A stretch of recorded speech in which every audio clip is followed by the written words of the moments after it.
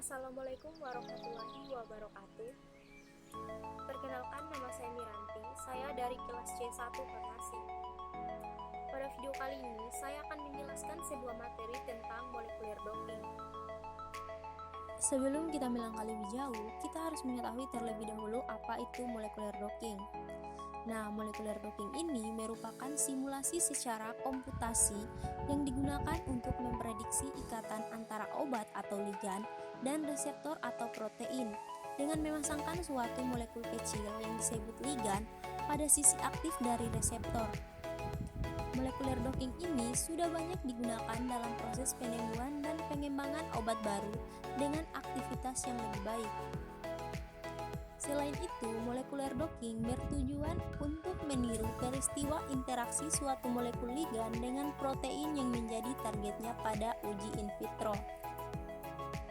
Berdasarkan fleksibilitas molekulnya, molekuler docking dapat diklasifikasikan menjadi 3, yaitu rigid docking yang bersifat rigid atau kaku, semi-fleksibel docking yang bersifat semi-fleksibel, dan fleksibel docking yang bersifat fleksibel. Tujuan dari docking adalah untuk mencapai konformasi protein dan ligan yang optimal. Docking menjadi dasar untuk penemuan obat secara simulasi komputasi. Pada metode molekuler docking, saya mengangkat dari sebuah jurnal yang berjudul tentang kajian pendekatan penempatan ligan pada protein menggunakan algoritma genetika, di mana jenis molekuler docking yang digunakan adalah fleksibel docking. Pendekatan yang digunakan adalah algoritma genetika. Algoritma genetika digunakan untuk rekombinasi dan untuk mencari kombinasi terbaik dari struktur dan konformasi protein. Selanjutnya, perancangan program. Perancangan program ini terdiri dari beberapa, yaitu ada data protein dan ligan, algoritma genetika, fungsi evaluasi, seleksi, operator genetika, dan penentuan parameter. Yang pertama itu data protein dan ligan. Data yang digunakan adalah protein dari virus Plasmodium malariae atau malaria dan virus dengue atau DBD. Ligan yang digunakan adalah ligan dari tumbuhan kina dan tumbuhan jambu merah. Protein menggunakan jenis docking protein ligan docking serta fleksibel docking. Pemodelan sekuen diperlukan untuk mendapatkan nilai parameter untuk menghitung energi dari docking molekul. Pemodelan sekuen menggunakan website seperti di atas. Yang kedua adalah proses algoritma genetika. Tahap awal adalah dibangkitkan kromosom awal, kemudian kromosom diterjemahkan untuk dilakukan perhitungan nilai fitness. Tahap selanjutnya adalah operator algoritma genetika meliputi seleksi, crossover, dan mutasi. Proses seleksi menggunakan metode Rowlett, sedangkan proses crossover menggunakan one-point crossover.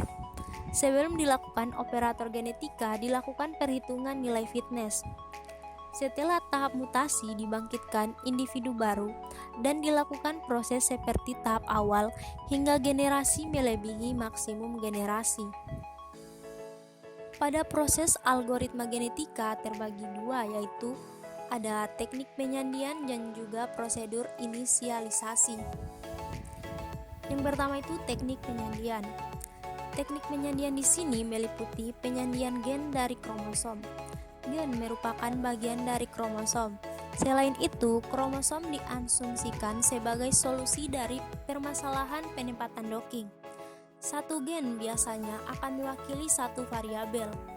Gen dapat dipresentasikan dalam bentuk string bit, pohon array bilangan real, daftar aturan, elemen permutasi, elemen program, atau representasi lainnya yang dapat diimplementasikan untuk operator genetika.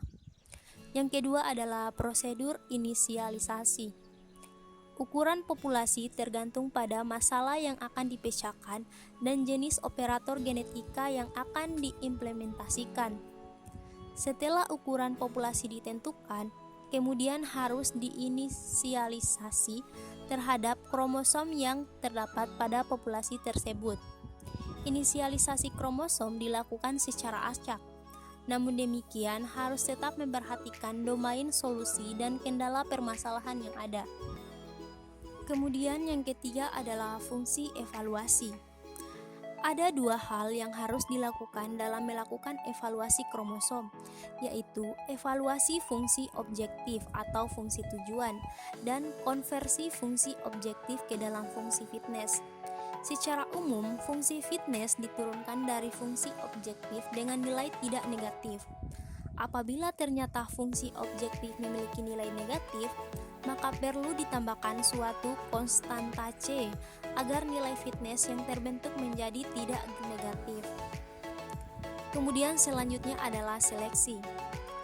Seleksi ini bertujuan untuk memberikan kesempatan reproduksi yang lebih besar bagi anggota populasi yang paling fit.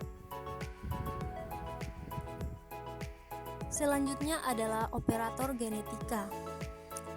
Terdapat dua operator genetika, yaitu yang pertama, operator untuk melakukan rekombinasi yang terdiri dari rekombinasi bernilai biner atau crossover.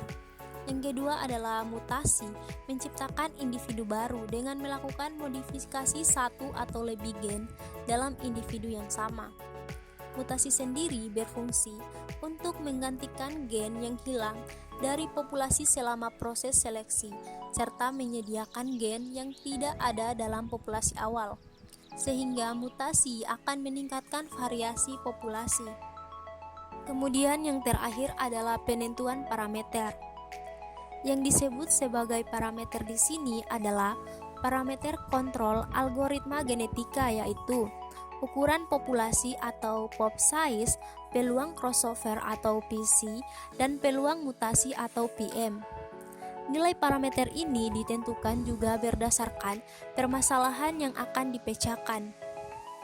Mungkin itu saja